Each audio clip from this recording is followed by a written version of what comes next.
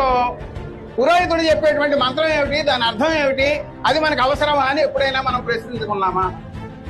ధ్రువంతే రాజావరణో ధ్రువం దేవో బృహస్పతి ధ్రువంత ఇంద్రస్య అగ్నిశ్చ రాష్ట్రం ధారయతాం ధ్రువం ధ్రువేణ హవిషా తస్మై దేవాది బ్రువన్ అయంచ బ్రహ్మణస్పతి అని చెప్పి తాంబూలాలు మార్చుకుంటుంటే పురోహితుడు మంత్రం చెబుతాడు. దాని అర్థం ఏమిటి? ధ్రువంతే రాజావరణో, ధ్రువానికి రాజు అయినటువంటి వరుణదేవుడికి నీవు ఇచ్చి నిశ్చయించబడ్డావు. ధ్రువం దేవో బృహస్పతి, బృహస్పతికి నీవు నిశ్చయించబడ్డావు. ధ్రువంత ఇంద్రస్య, ఇంద్రుడికి నీవు నిశ్చయించబడ్డావు.